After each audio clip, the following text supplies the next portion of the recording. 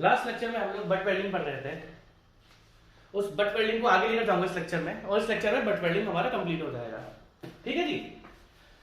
तो अगर हम लास्ट टाइम बात करें बट वेल्डिंग में हम लोग क्या पढ़ रहे थे, बट वेल्डिंग में हम लोग बात कर रहे थे फीचर्स ऑफ बट वेल्ड। जिस तरीके से हमने देखा कि भाई पेरेंट मेटल क्या होता है, वेल्ड जोन क्या होता है, तो हमने सारे बट वेल्ड के फीचर्स को पढ़ा था। अब बात होती है फीचर्स के बाद के टॉपिक की। ये सब फीचर्स हमने पढ़ लिए थे, ठीक है जी, पढ़ लिया था हम लोगों ने, है ना। ठीक है, अगर हम अगली बार डिस्कस करें आगे बताऊंगा, ठीक है। तो अगर मैं आपसे पूछूं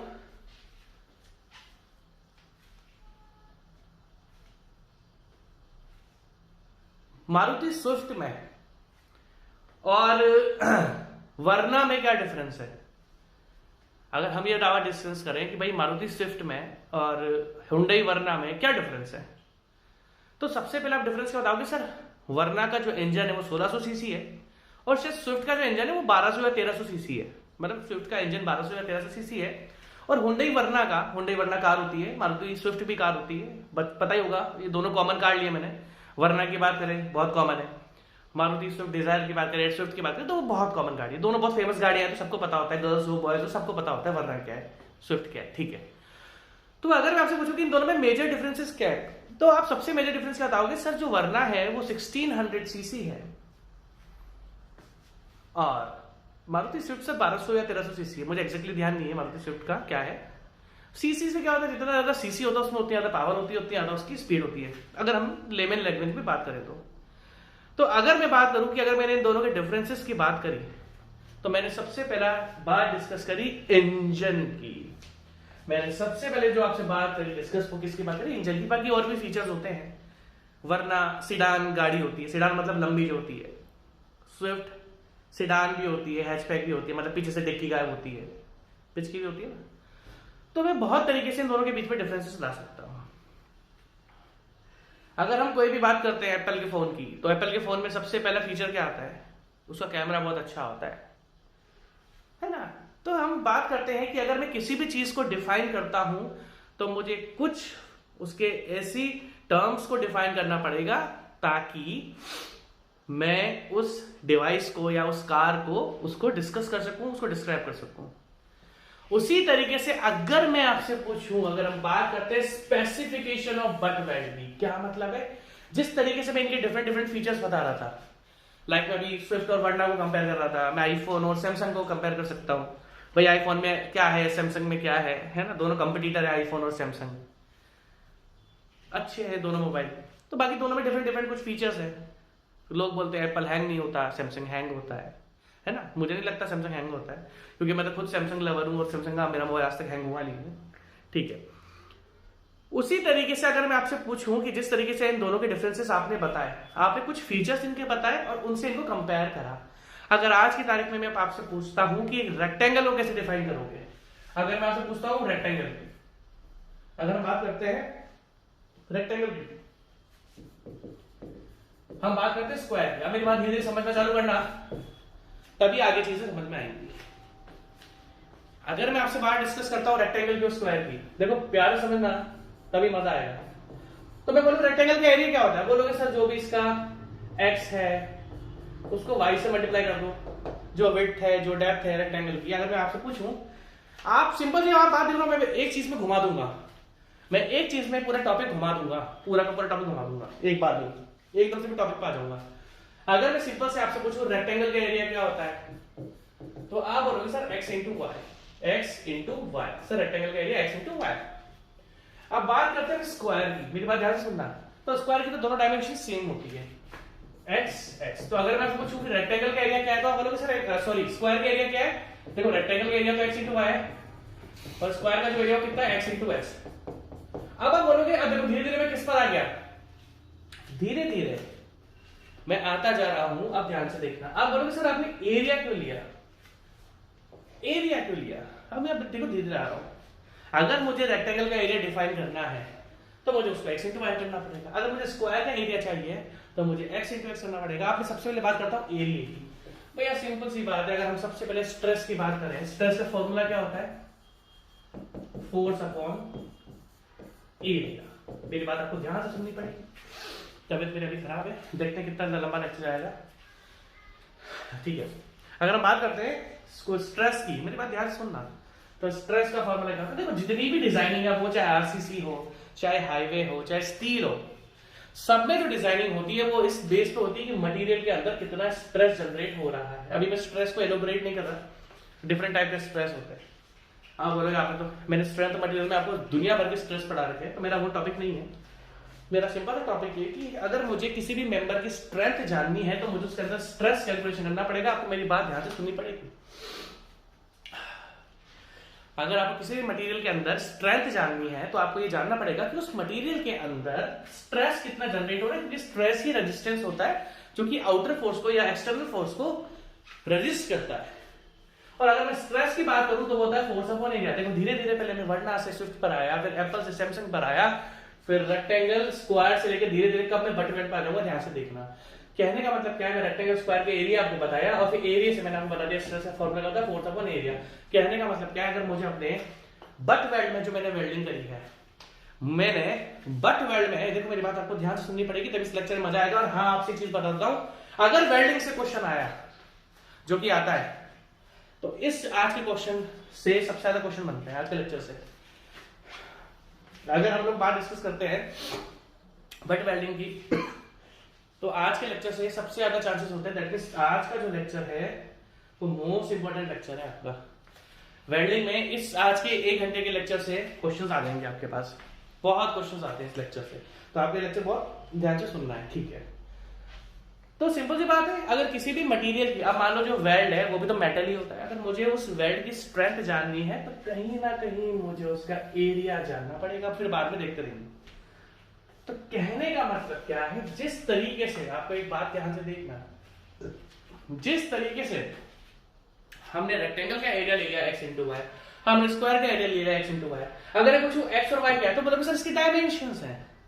अगर मैं बात करूंगा x और y क्या है तो इसकी डायमेंशंस हैं, रेक्टेंगल के स्क्वायर के x एक्स ये भी इसकी डायमेंशंस है, जो उसके साइड की लेंथ है, विड्थ है, जो भी है। तो कहने का मतलब क्या है, अगर आपको सिंपल सी बात है, घुमा फिरा के मैं कहा लिया है स्ट्रेस पर फोर्स अपॉन एरिया, और स्ट्रेस को बता रहा हूं कि किसी मटेरियल की अगर मुझे स्ट्रेंथ जाननी है तो मुझे उसके अंदर स्ट्रेस कैलकुलेट करना पड़ेगा, चाहे हाईवे हो, चाहे आरसीसी हो, चाहे स्टील स्ट्रक्चर्स हो। आपको सबसे पहले देखना पड़ेगा कि मटेरियल अपने अंदर कितना स्ट्रेस जनरेट कर सकता है। स्ट्रेस का फॉर्मूला होता है फोर्स अपॉन एरिया।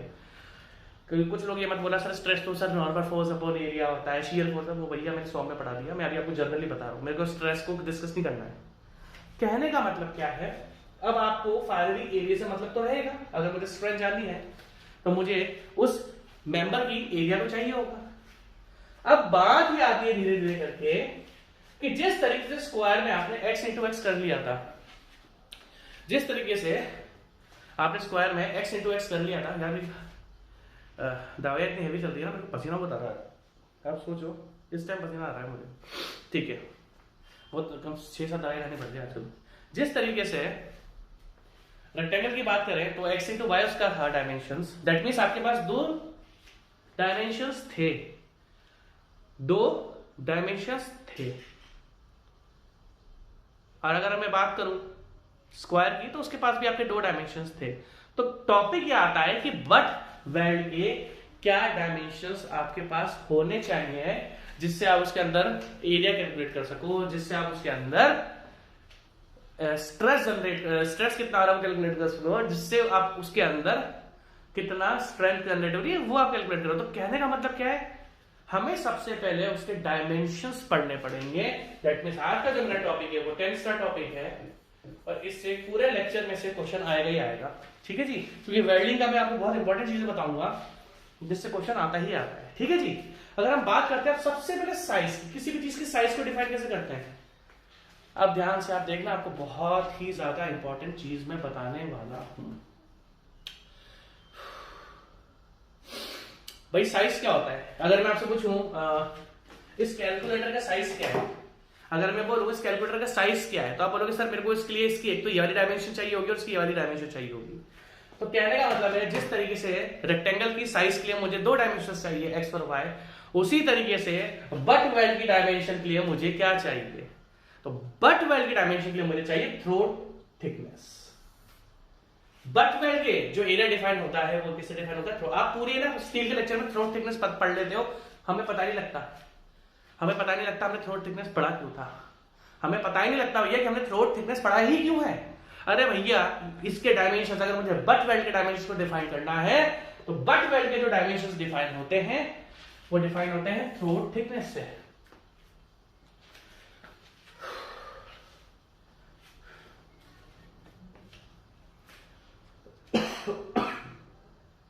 अब ये थ्रोट थिकनेस क्या बला है, that means for defining the size of butt weld, अब साइज को चाहिए एरिया के लिए चाहिए, एरिया को चाहिए स्ट्रेस के लिए चाहिए, स्ट्रेस को चाहिए उसकी स्ट्रेंथ के लिए चाहिए।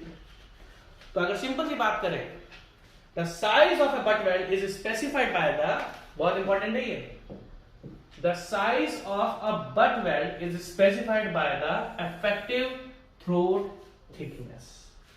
अब ये इफेक्टिव थ्रोट थिकनेस होती क्या है, मैं दिखा देता हूं आपको, दिखा देते हैं आपको। आ जाओ इस टॉपिक पर।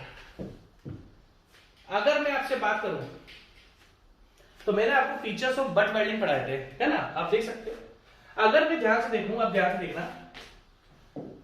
यार, मैं चल बहुत बिगड़ रही है। ये क्या है, वेल्ड फेस है, ये क्या भैया, वेल्ड रूट है ना, वेल्ड फेस और वेल्ड रूट मैंने आपको बता दिया था। और ये जो एक्सेस मेटल है, ध्यान से देखना, राइट साइड वालेट से, ये जो एक्सेस मेटल है ये क्या है, ये रीइंफोर्समेंट है, ये क्या आपका रीइंफोर्समेंट है, ये वाला।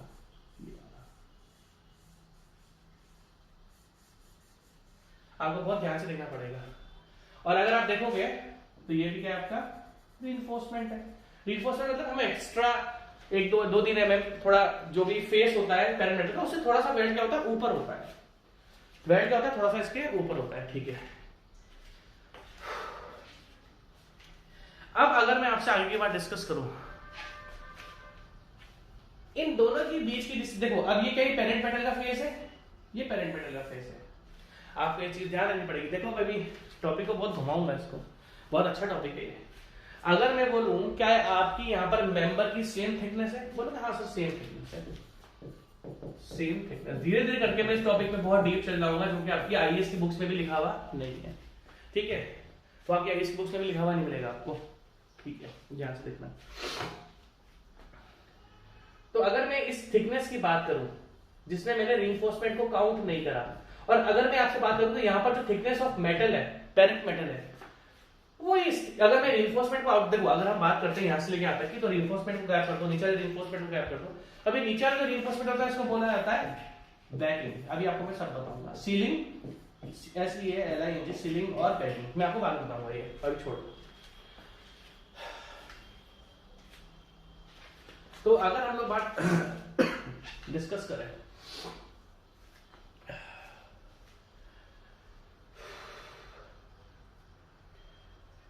तो जो थिकनेस ऑफ पेरेंट मेटल है वही यहां पर थिकनेस है, और इसको बोलते हैं हम इफेक्टिव थ्रोट थिकनेस। और जो साइज ऑफ बट वेल्ड में डिफाइन करूंगा, और जो साइज ऑफ बट वेल्ड में डिफाइन करूंगा वो इस इफेक्टिव थ्रोट थिकनेस से ही डिफाइन करूंगा। दैट मीन्स बट वेल्डिंग में जो हम size of butt welding define करेंगे, दैट मीन्स अगर मैं आपसे पूछूं रेक्टेंगल में कितने पैरामीटर्स थे डिफाइन करने के लिए, अगर मुझे रेक्टेंगल का एरिया चाहिए, अगर मुझे रेक्टेंगल का एरिया चाहिए तो मुझे क्या चाहिए, x into Y, that means मुझे दो डायमेंशंस की लेंथ, जो डायमेंशन है क्या लेंथ है क्या विड्थ है, ये मेरे को डिफाइन करने के लिए चाहिए। अगर मुझे स्क्वायर चाहिए तो मुझे x इंटू एक्स। अगर मुझे बट वेल्ड की लेंथ हो गया या एरिया हो गया, वो अगर मुझे डिफाइन करना है तो वो मैं किससे डिफाइन करूंगा, by using effective throat thickness. That means effective throat thickness, throat गला पतला सा लंबा सा, है ना। इफेक्टिव थ्रोट थिकनेस आपका बट वेल्डिंग में एक ऐसा पैरामीटर है। अगर हम बात करेंगे फिलेट वेल्ड की तो उसमें होता है लेग साइज, अभी मैं आपको आगे बताऊंगा लेग साइज क्या होता है, अभी आगे डिस्कस करेंगे। तो इफेक्टिव थ्रोट थिकनेस हमारा बट वेल्डिंग में ऐसा पैरामीटर है जो कि इसके सारे डायमेंशंस को डिस्क्राइब करेगा, ठीक है जी। अगर आप देखो इधर आ जाओ, इस डायग्राम में अगर आप देखो, अगर हम बात करते हैं, हमारे पास दो प्लेट्स है, आपको बहुत ध्यान से देखना पड़ेगा। दिस इज पेरेंट मेटल 1, जिसको हमें ज्वाइन करना है, parent metal 1, this is parent metal 2, parent metal 2। अब ये एक्चुअली जो थ्रोट थिकनेस होती है, ये अलग अलग केसेस में अलग होती है, ये अलग अलग थिकनेस में अलग अलग होती है। अगर हम यहां पर बात करें, यहां पर जो हमने दो प्लेट्स, अगर आप देख सकते हो, हमारे दो प्लेट जो ज्वाइन करी है, दोनों की थिकनेस सेम है। अगर इसकी टी है थिकनेस, तो इसकी भी थिकनेस कितनी है, टी। क्योंकि जैसे जैसे केसेस चेंज होते जाएंगे, मान लो थिकनेस अलग होगी, अभी धीरे धीरे करके मैं आगे आपको बहुत बताऊंगा। तो देखो ये वेल्ड था, ठीक है जी, ये वेल्ड था। अगर आप देख सकते हो तो दो वी है, दो वी ग्रूव दे रखे हैं आपको, दो ग्रूव के ऊपर आपने बट वेल्डिंग करी। बट वेल्डिंग में जो ऊपर वाला है ये आपका रीइंफोर्समेंट है, इसको काट दो। जो नीचे वाला आपका बैकिंग है, सीलिंग है, इसको भी काट दो। अब यहां से लेके यहां तक जो थिकनेस बनी, दैट मींस जो थिकनेस ऑफ पेरेंट मेटल है। अभी अगर मैं पूछूं आपकी यहां से लेके यहां तक की थिकनेस क्या है, अगर मैं आपको बोलूं यहां से लेके यहां तक की थिकनेस क्या है, तो बोलोगे सर जो पेरेंट मेटल की थिकनेस है। दैट मींस अगर मैं इस केस में थ्रोट थिकनेस को डिफाइन करूं, अगर मैं इस केस में थ्रोट थिकनेस को डिफाइन करूं, पहली बात तो थ्रोट थिकनेस क्या होता है, किसी किताब में नहीं लिखा। थ्रोट थिकनेस स्पेसिफाई या describe the dimensions of butt weld. That means throat thickness जब पढ़ोगे तभी आपको बट वेल्ड के डायमेंशन पता लगेंगे, डायमेंशन पता लगेंगे तब एरिया पता लगेगा, एरिया पता लगेगा तब स्ट्रेस पता लगेगा, स्ट्रेस पता लगेगा तो स्ट्रेंथ पता लगेगी। तो इस केस में अगर आप देख सकते हो, तो जो पेरेंट मेटल की थिकनेस है, रीइंफोर्समेंट को हम इंक्लूड करना ही नहीं है, तो वो ये थिकनेस ऑफ बट वेल्ड आपकी होगी। ठीक है जी, ठीक है। आते हैं अब इस पर, लिखना ही है size of butt weld, specific heading डाल लेना ऊपर, टॉपिक को डायरेक्ट सा मानना, specification of butt weld. Specification मतलब उसके डायमेंशन को पढ़ेंगे। The size of butt weld is specified by the effective throat thickness, जो कि मैंने इतने घंटे चिल्ला के मतलब 10 मिनट में आपको बता दिया कि थ्रोट थिकनेस का क्या रोल होता है बट वेल्डिंग में। The effective throat thickness in case of complete penetration, पहली बात तो हम complete penetration अभी मैं आपको सब बताऊंगा, पार्शियल पेनिट्रेशन सब धीरे धीरे करके पढ़ेंगे। अभी हमने इस केस की जो बात करी है, यहां पर हम बात करें तो पहली बात तो पेरेंट मेटल की थिकनेस सेम है, दूसरा ये कंप्लीट पेनिट्रेशन है, हो सकता है पार्शियल पेनिट्रेशन भी हो सकता था, पार्शियल पेनिट्रेशन भी हो सकता है। तो अभी इस केस को हम धीरे धीरे करके केसेस को आगे बढ़ाते जाएंगे। बट अगर हम इस केस की बात करते हैं, तो इस केस में तो भैया जो पेरेंट मेटल है की थिकनेस भी सेम है, प्लस जो पेनिट्रेशन है वो फुल पेनिट्रेशन है, फुली पेनिट्रेटेड है। ठीक है, the effective total thickness in case of complete penetration butt weld is taken as the thickness of thinner part. अब ध्यान से देखना, बहुत बढ़िया चीज बोली। अगर मैं आपसे बात करता हूं यहां पर इस केस में दोनों की जो थिकनेस है वो क्या है, आपकी सेम है। मान लो आपके पास आपको दो प्लेट्स को ज्वाइन करना है और उनमें से एक की थिकनेस कम है और एक की थिकनेस ज्यादा है। देखो बहुत इंपॉर्टेंट है, और वो फुली पेनिट्रेशन है उसके अंदर। आपको धीरे धीरे ध्यान से करना पड़ेगा। पानी पी लो यार, ऐसे एक मिनट वेट करो, चल पड़ता है। ठीक है, तो अगर आपने दो ऐसे मेंबर को ज्वाइन करा जो कि फुली पेनिट्रेशन उसके अंदर हो रहा है ना, और उसके बाद उसमें जो थिकनेस है वो कम है। अगर इस केस की बात करते हैं तो इसमें दोनों की थिकनेस बराबर थी, बट अगर आपने दो मेंबर्स को ज्वाइन करा उसमें से एक की थिकनेस T1 है और एक की थिकनेस T2 है। ध्यान से देखना, यहां पर तो दोनों की थिकनेस इक्वल थी, जो दो थिकनेस आई वही हमने ले लिया, क्योंकि हम अगर इफेक्टिव थ्रोट थिकनेस की बात करते हैं तो हम उसमें रीइंफोर्समेंट को काउंट या सीलिंग या बैकिंग को काउंट नहीं करते हैं। ठीक है, बट अगर आपके पास ऐसे मेंबर आ गया जिसमें एक की थिकनेस कम है और एक की थिकनेस ज्यादा है, तो हम इफेक्टिव थ्रोट थिकनेस क्या लेते हैं, जो पतला मेंबर है। लाइक इस केस में हम मान लेते हैं T1 is less than T2, तो जो पतले वाले मेंबर, जो थिनर मेंबर की थिकनेस होगी उसको हम मानेंगे इफेक्टिव थ्रोट थिकनेस, उसको हम मानेंगे इफेक्टिव थ्रोट थिकनेस। अभी मैं आपको सब बताऊंगा, टेंशन ना लो भाई। अगर समझ में आप बात में समझने की कोशिश करो, अगर मैं इसको बात करता हूं तो इसकी थिकनेस अगर कम है T2 से, तो जो पतले वाले जो सेक्शन है इसकी थिकनेस कम है, इसकी जो थिकनेस होगी इसको हम क्या मानेंगे इफेक्टिव थ्रोट थिकनेस। और इसने आगे यहाँ पर ये लिखा हुआ है, ध्यान से देखना, the effective throat thickness in case of complete penetration butt weld is taken as the thickness of thinner part. और अगर दोनों की थिकनेस इक्वल है, जो उसने लिखा हुआ नहीं है, मैं लिख दूं, बता दिया मैंने, और अगर ऐसे दो पार्ट जो आपके बराबर हैं तो जो दोनों की थिकनेस है वही आपकी थिकनेस ऑफ थ्रोट थिकनेस बनेगी। The penetration butt weld is taken as the thickness of thinner part joint. कौन कौन से होते हैं भाई, डबल वी होता है ना, जैसे मान लो ये वाला केस कौन सा है, डबल वी केस है आपका, ये कोई डबल वी बन रहा है आपका, ठीक है। अब आपको ध्यान से देखना पड़ेगा, ठीक है। दैट मींस अगर हम बात करते हैं फुली पेनिट्रेशन की, तो जो अगर बात करें जैसे डबल वी होता है वो फुली पेनिट्रेशन होता है, डबल यू भी होता है वो फुली पेनिट्रेशन वेल्ड होता है, डबल जे भी फुली पेनिट्रेशन वेल्ड होता है, डबल बेवल बट, ये सारे के सारे जो एग्जांपल्स हैं ये complete penetration fully penetration butt weld के एग्जांपल हैं। तो कहने का मतलब क्या है, बट वेल्ड में अगर फुली पेनिट्रेशन है, और फुली पेनिट्रेशन के लिए अगर हमें फुली पेनिट्रेशन वेल्ड करना है तो हम ये सारे के सारे जो जॉइंट्स हैं, कनेक्शंस हैं, इनको हम यूज करते हैं, ठीक है जी।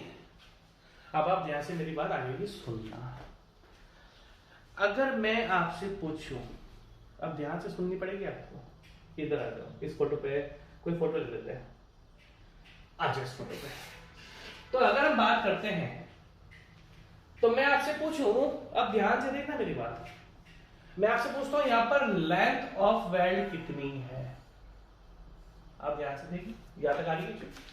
अगर आपसे पूछूं लेंथ ऑफ वेल्ड कितनी है, अगर मैं आपसे पूछूं यार मुझे थोड़ा वेल्ड का एरिया बताना, मेरे को बात को देखो बहुत ध्यान से सुनना पड़ेगा मेरी बात, ध्यान से सुनोगे तभी आपको चीजें समझ में आएंगी।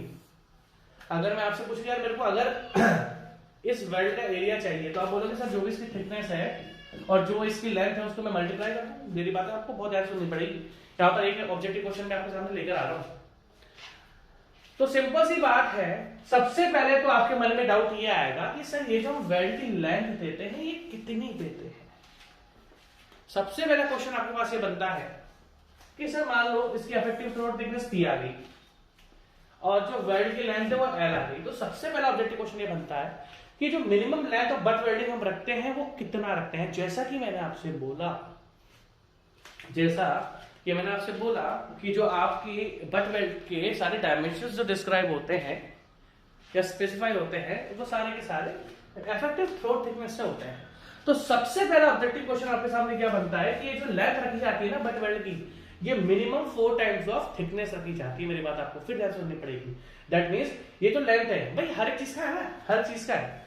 जैसे किसी भी चीज की एक मिनिमम रेट होती है ना, कि यार इससे कम में हम नहीं बेच सकते, इससे कम में कोई भी आप आइटम्स खरीदते हो तो लाइक एक होती है एमआरपी, एक उसका मिनिमम होता है कि इतने में तो ये बिकेगा ही बिकेगा, इतने में तो आपको बेचना ही पड़ेगा। इससे जैसे आप दुकान वाले के पास जाते हो तो दुकान वाला बोला भैया मैं इससे कम में आपको नहीं बेच सकता। जैसे मान लो कोई आप कोई घड़ी लेने गए है ना, घड़ी मतलब जो रिस्ट वॉच जो होती है, तो आप अपनी बार्गेनिंग करते हो, वो बोलेगा भैया मैं इससे कम तो आपको दे ही नहीं सकता हूं।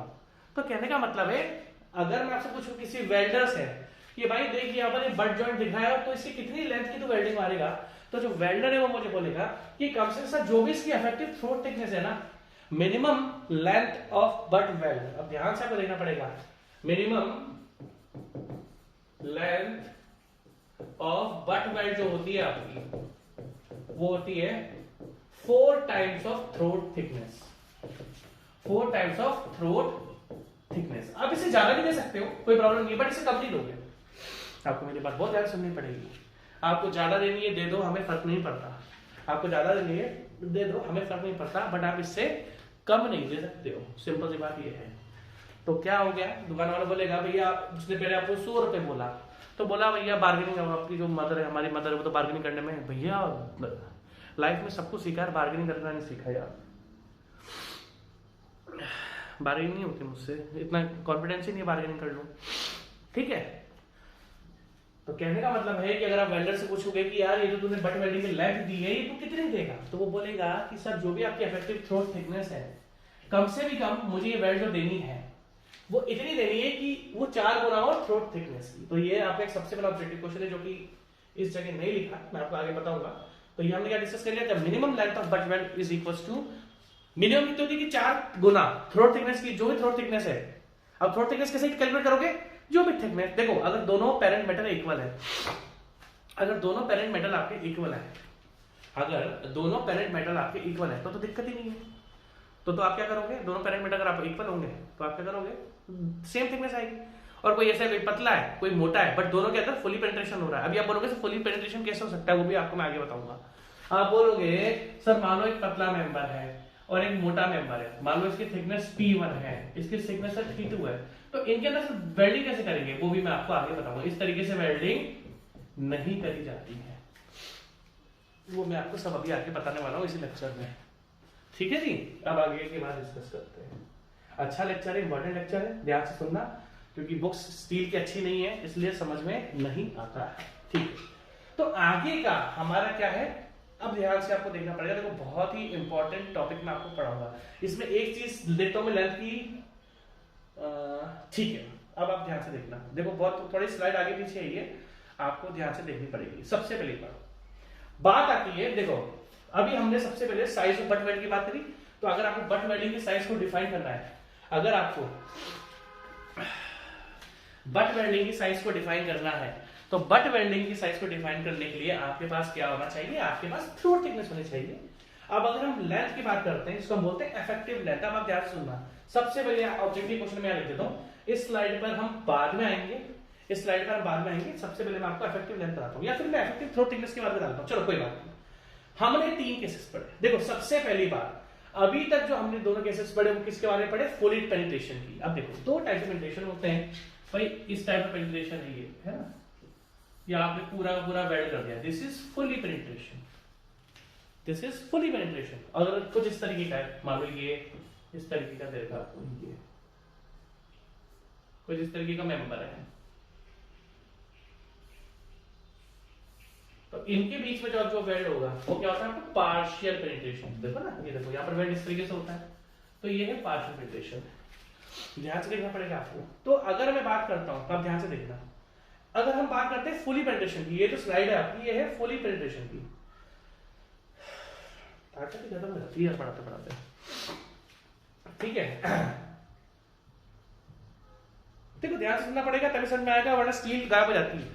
आपको पता है सबसे ज्यादा बच्चा मुझसे कौन सा सब्जेक्ट पढ़ना चाहता है? 2 सब्जेक्ट में सबसे ज्यादा पढ़ना चाहता है। एक तो वैसे तो सारे पढ़ना चाहता है, अगर मैं उसको एक ऑप्शन दूं कि यार तुम मुझसे 2 सब्जेक्ट पढ़वाई, कौन से पढ़ेगा? तो बोलेगा सर एक तो सॉम पढ़ूंगा आपसे और एक स्टील स्ट्रक्चर्स पढ़ूंगा। क्योंकि सॉम भी बहुत टिपिकल सब्जेक्ट है, टिपिकल तो सारे ही हैं, बट स्टील स्ट्रक्चर्स अगर मैं आपसे बात करूं, मेरे अकॉर्डिंग जो सबसे टफ सब्जेक्ट है पूरी इंजीनियरिंग के वो 2 हैं, एक है स्ट्रक्चरल एनालिसिस और दूसरा steel structures. Structural analysis tough है और दूसरा आपका स्टील स्ट्रक्चर्स टफ है, ये दोनों आपके टफ सब्जेक्ट्स हैं, ठीक है भैया। ध्यान से देखना, थोड़ा मैं डाउन हो रहा हूं तो थोड़ा एनर्जी नहीं आ पाएगी, पर फिर भी ठीक है।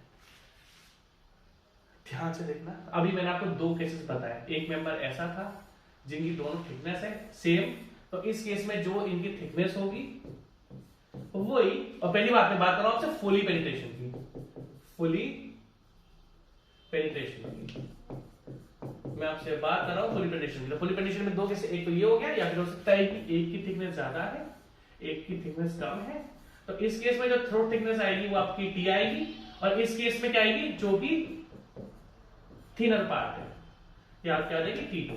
अभी फुली पेनिट्रेशन वेल्ड की बात हो रही है। अब अगर हम बात करें पार्शियल पेनिट्रेशन की, अगर मैं आपसे बात करता हूं पार्शियल पेनिट्रेशन की, अगर आप इस तरह से देख सकते हो, तो पार्शियल पेनिट्रेशन में अगर आपके पास अब देखो नेक्स्ट क्या है, the effective throat thickness in case of incomplete मतलब partial penetration butt weld is taken as 7/8 of the thickness of thinner member. अब ध्यान से देखो, अब ध्यान से देखो भाई, अगर आपकी पार्शियल पेनिट्रेशन है, जैसे मान लो हम बात करते हैं किसमें, सिंगल यू या सिंगल वी हम बना रहे हैं ना, ठीक है।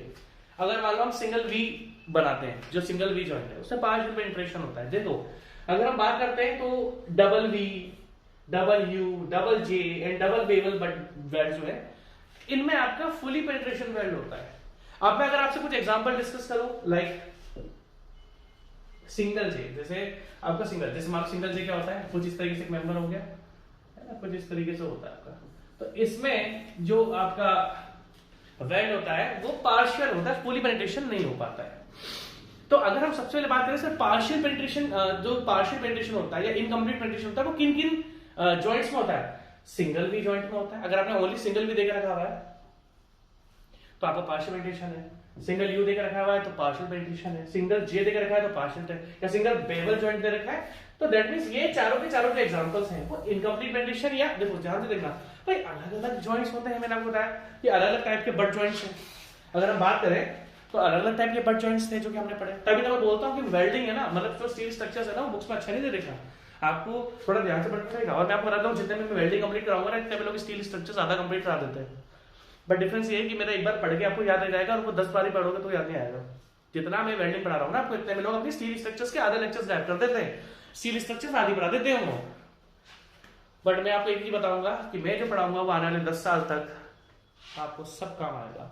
आने वाले 10 ईयर्स में ना कहीं से भी क्वेश्चन पेपर आएगा सब इसमें से ही आएगा, क्योंकि मैं घुसकर इतना पढ़ाता हूँ कि कहीं से भी एग्जामिनर दे नहीं सकता है ना। अब ध्यान से देखना, तो single V, single U, single J, single even जो ये आपके partial penetration weld butt joints होते हैं, ठीक है। अब अगर हम आगे की बात डिस्कस करें, ध्यान से सुनना मेरी बात है। आज मैं बट जॉइंट कंप्लीट कर दूंगा। अगर आपके पास इनकम्प्लीट लाइक ये मान लो जे, सिंगल जे बट जॉइंट है आपके पास, इसमें जो वेल्ड करेंगे वो पार्शियल पेनिट्रेशन होता है, ठीक है। पार्शियल पेनिट्रेशन और मैंने फुली पेनिट्रेशन आपको पढ़ा चुका हूं, ये मत बोला सर आपने पढ़ाएंगे, मैं आपको पढ़ा चुका हूं, ठीक है।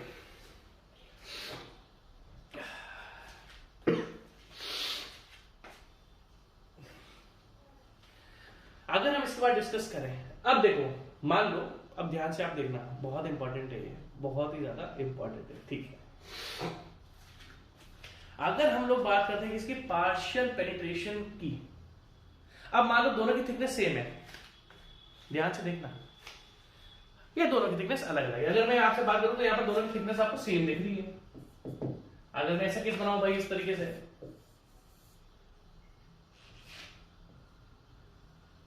तो यहां पर दोनों की थिकनेस T1 और यहां पर थिकनेस कितनी है आपकी T2, यहां पर दोनों की थिकनेस अलग अलग बात हो रही है।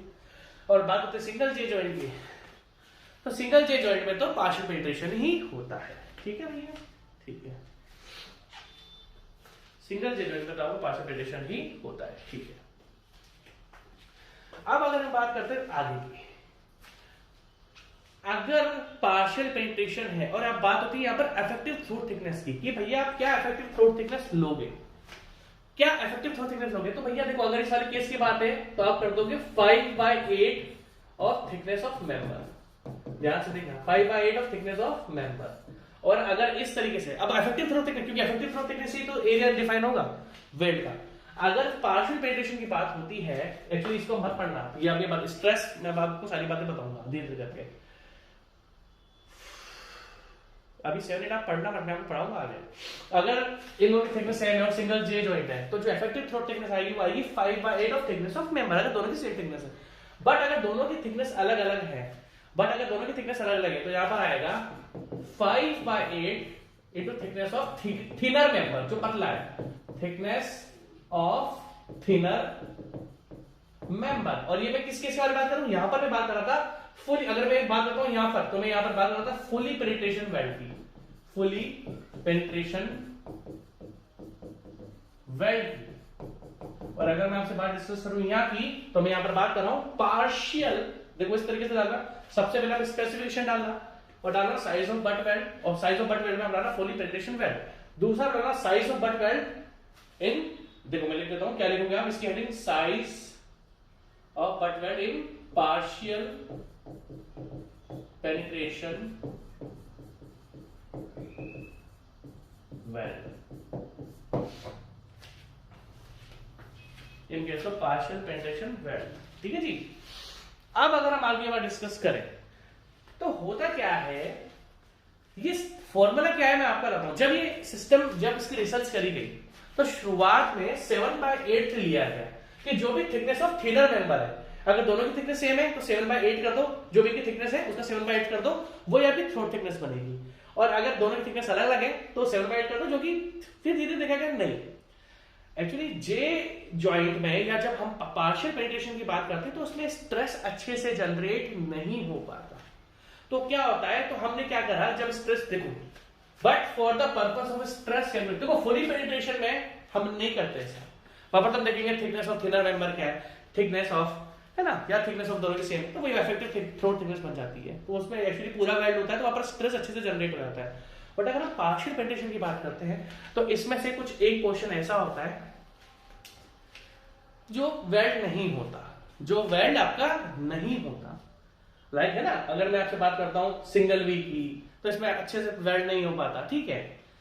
तो यहाँ पर स्ट्रेस अच्छे से कैलकुलेट नहीं हो पाता, तो भाई डिजाइनर्स ने बोला, जिसने इसकी रिसर्च करी, तो यार जो हम 7/8 ले रहे हैं ना, इसको रिड्यूस करके, क्योंकि वहां फुली वेल्ड तो आप कर नहीं रहे हो, उसने फिर फाइनल वैल्यू दिया, but for the purpose of stress calculation required, अब ध्यान से देखना, required effective throat thickness not exceeding 5/8 of the thickness of thinner part. That means हमें 5/8 को, that is, अगर आप बोलोगे सर ऑब्जेक्टिव क्वेश्चन में आपके पास क्या आएगा कि अगर सर वो पूछे कि आपके पास सिंगल जे या सिंगल यू है, और वो पूछे कि इनके बीच में इफेक्टिव थ्रोट थिकनेस क्या आएगी, तो आप बोलोगे sir 5/8 thickness of the thinner part, क्योंकि वो ढंग से पेनिट्रेशन नहीं हो पाता, तो नंबर है कि नहीं यार, इस तरीके से आप करो, ठीक है। अब आप इसको लिख लो पूरा का पूरा।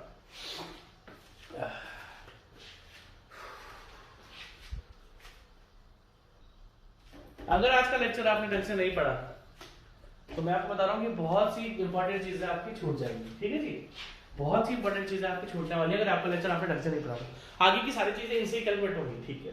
अब अगर हम बात करते हैं, तो ये चीज आपको समझ में आ गई। एक हमने फुली पेनिट्रेशन वेल्ड की बात करी कि यहाँ पर आप थ्रोट थिकनेस क्या लोगे, और एक हमने बात करी पार्शियल पेनिट्रेशन टेस्ट की। अब आते हैं लेंथ की। जिस तरीके से मैंने आपको बताया इस जगह, अगर हम डिस्कस करें कि भैया अगर मुझे एरिया चाहिए इस वेल्ड का, अगर मुझे एरिया इफेक्टिव एरिया चाहिए वेल्ड का, तो मुझे एक तो लेंथ चाहिए होगी और एक थ्रोट थिकनेस चाहिए होगी। तो थ्रोट थिकनेस तो हमने फुली पेनिट्रेशन की और पार्शियल पेनिट्रेशन की पढ़ ली है, कि इस तरीके से आप इसकी इफेक्टिव थ्रोट थिकनेस को कैलकुलेट कर सकते हो। अब बात आती है लेंथ की। तो सबसे पहला क्या है, मैंने आपको बताया कि मिनिमम कोई दुकानदार के पास जाओगे तो वो बोलेगा कि भैया इससे कम में मैं आपको नहीं बोलूंगा, पड़ता नहीं खाता, मतलब उसको फायदा नहीं हो रहा बिल्कुल भी, ठीक है। तो सिंपल सबसे बड़ा ऑब्जेक्टिव क्या बनता है, जैसा कि मैंने आपको बोला कि जो भी बट वेल्ड के स्पेसिफिकेशंस होते हैं, या जो साइज होते हैं, या जो डायमेंशंस होते हैं, वो सारा का सारा कौन डिफाइन करता है, आपका थ्रोट थिकनेस। तो सबसे पहला ऑब्जेक्टिव क्वेश्चन ये बनता है कि अगर हम बात करते हैं लेंथ की, तो जो वेल्डर होगा वो मिनिमम लेंथ कितनी देगा इन case of butt welding.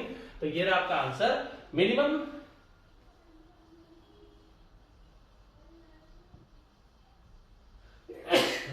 Sorry यार, जुकाम ने मेरे को परेशान कर दिया बहुत ज्यादा, ठीक है, और जुकाम तो जा भी नहीं रहा यार, पता नहीं क्यों।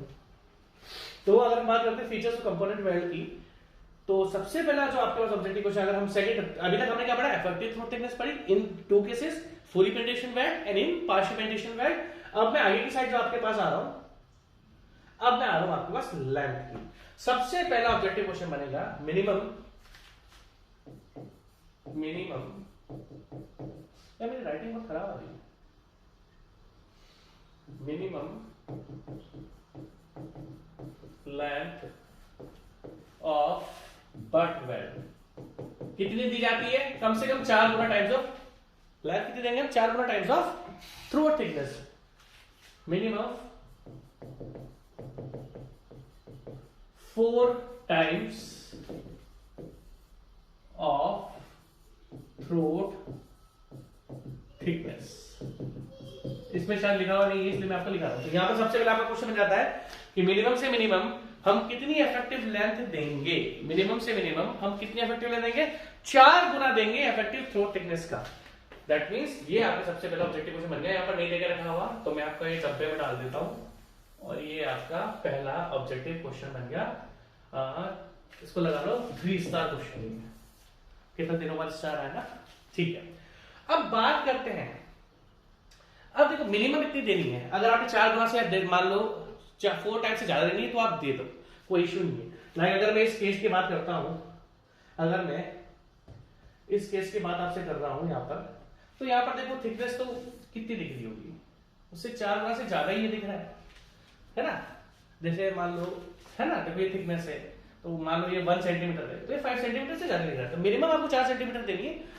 अगर आपको देंगे तो आप 4 सेंटीमीटर भी, 5 सेंटीमीटर भी, 4 से भी ज्यादा दे सकते हो, थ्रू आउट द मेंबर दे दो, जितने भी मेंबर का ऊपर का एरिया है उसमें थ्रू आउट दे दो आप, बट मिनिमम 4 गुना तो आप दोगे दोगे, ठीक है। सबसे बड़ा ऑब्जेक्टिव क्वेश्चन मैंने आपको बता दिया।